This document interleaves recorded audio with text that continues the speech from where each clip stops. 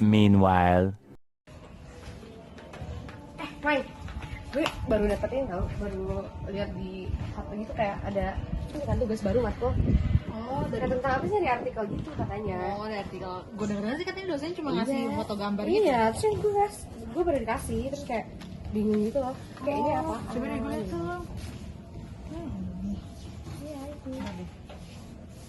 Ini kayak negara Malaysia sama Indonesia deh. Mm-mm. Kayaknya gue ngambil konflik ini deh, konflik perbatasan Oh, ya, wilayah Malaysia oh, Indonesia. iya. Lo Itu tau lagi kan? rame kan? Iya. Oh, ini gue ada nih beritanya yang kayak gitu. Mana? Ini. Iya, iya bener-bener. Kayaknya gue ngambil itu sih, Mut. Iya, Lo tau gak gimana? Kayak flashback gitu Iya, kan, flashback kayak aja. ceritain. Kayaknya gue ngambil tuh deh. Gue dulu ya. Ada Iya. itu. Iya, dadah. Dadah.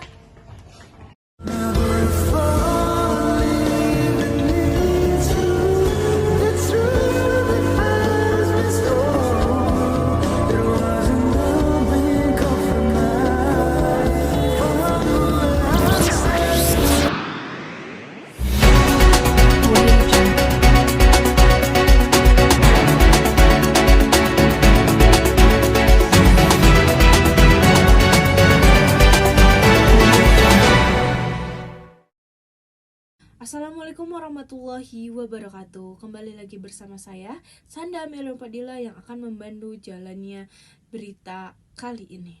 Di sini saya memiliki berita tentang konfrontasi dua negara, yaitu Indonesia dan Malaysia, di mana Indonesia dan Malaysia ini memiliki konflik tentang sengketa batas wilayah. Batas wilayah di era tahun 1960. Di mana pada tahun 1963 Indonesia menolak keras tentang pembentukan federasi di Malaysia, terutama penggabungan Sabah dan Sarawak, di mana sengketa batas wilayah ini memicu konflik militer yang sangat kuat.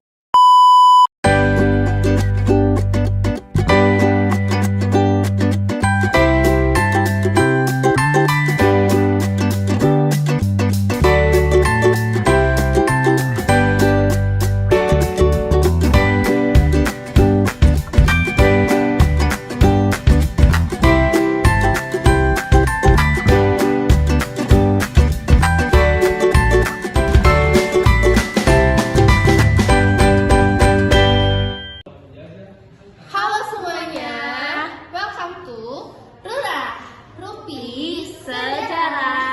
Nah, di sini aku lagi sama temen aku nih. Siapa? Halo semuanya, nama aku Cafira. Dan aku Delia. Nah, seperti biasa kita mau ngomongin sejarah nih tentunya.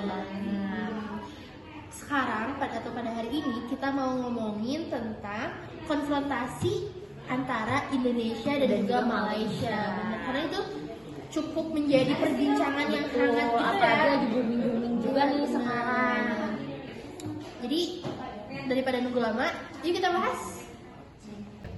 Nah, jadi konfrontasi antara Indonesia dan juga Malaysia ini tuh udah terjadi sejak tahun 1963 sampai 1966. Cukup lama ya, sekitar 3 tahunan gitu. Nah, ini tuh terjadi awalnya tuh karena ada pembentukan Federasi Malaysia yang meliputi Malaysia, Singapura, Sabah, dan juga apa sih? Sarawak.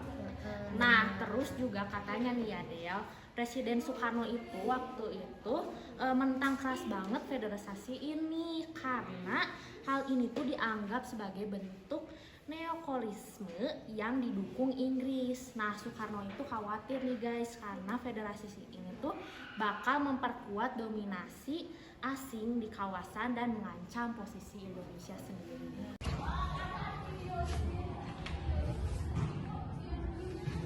Lapor Komandan, Federasi Malaysia sudah mulai dibentuk. Ini adalah ancaman bagi kita. Federasi Malaysia adalah ancaman bagi kita. Kita harus menjaga tanah kita apapun resikonya. Laksanakan. Siap, laksanakan. Nah, ternyata konfrontasi ini tuh nggak cuman di meja diplomasi aja gitu, Ca. Ternyata merambat ke militernya. Wah. Iya, kalau udah berhubungan dengan militer pasti ada nyawa dong, nyawa juga yang ya, melayang. Nah, jadi ternyata konfrontasi ini tuh terjadi juga nih di eskalasi militer. Karena pada saat itu pasukan Indonesia itu dilibatkan dalam operasi militer yang masuk ke wilayah Malaysia. Nah, Malaysia nggak bisa diem aja di situ. Negara-negara persemakmuran seperti Inggris juga membantu ikut menolong Malaysia dan tidak tinggal di Benar Iran. banget. Nah, terus juga sering banget nih hal ini tuh terlupakan dari kisah si Indonesia sama Malaysia ini, yaitu adalah nasib para pemuda yang terlibat deh. Kayak para pejuang kita tuh emang sering kayak jadi dilupakan lah sama anak-anak zaman sekarang.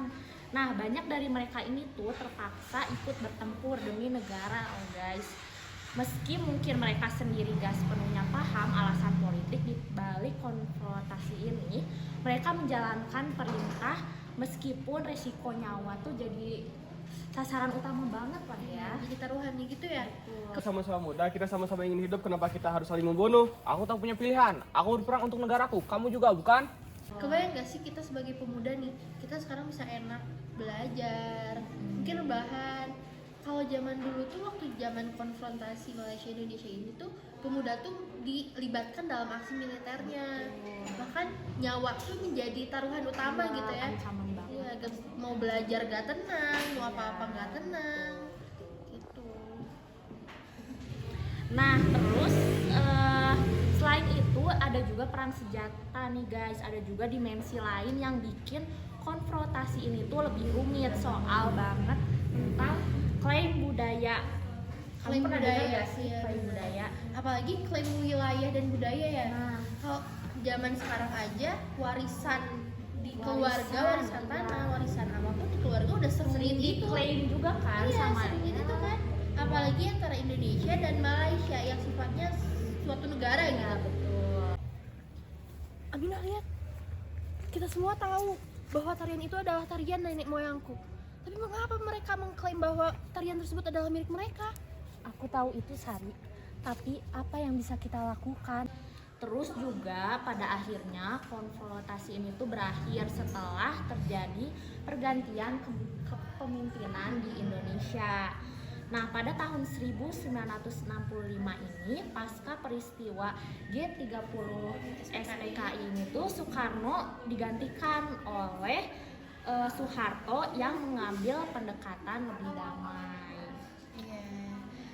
Di situ juga terjadi perjanjian ya. Iya, Perjanjian benar. Bangkok pada bulan Agustus 1966.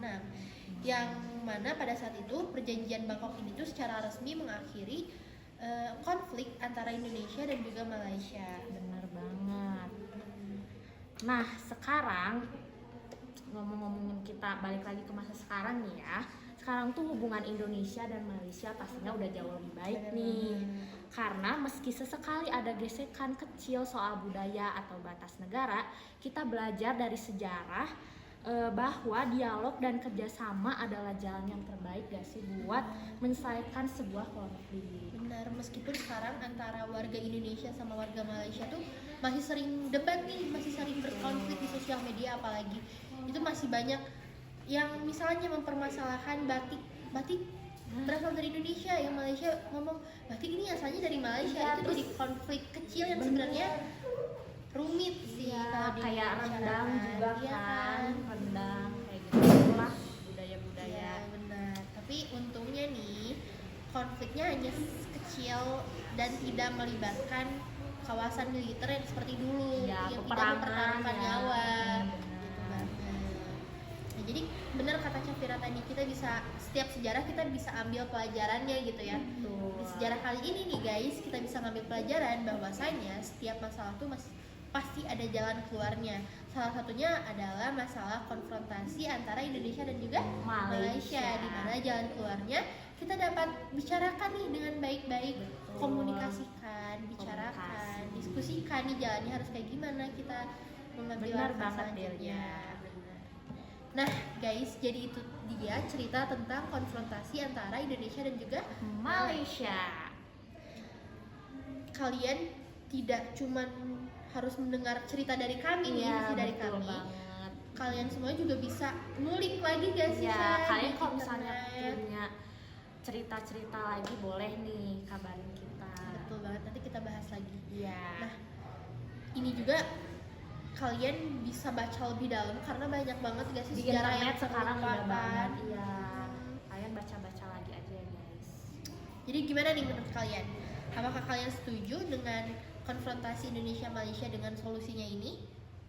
Kalau ada ide atau topik lain, boleh nih segera hubungin kita biar kita bisa ngebahas di next Video. betul. Bye bye. Makasih ya. Budaya itu harusnya saling menyatukan, bukan memecah belah. Apa gunanya kita menang jika kita kehilangan rasa kemanusiaan? Mungkin kita tak bisa mengubah sejarah, tapi kita bisa belajar dari masa lalu agar kita tak bisa menyakiti satu sama lain.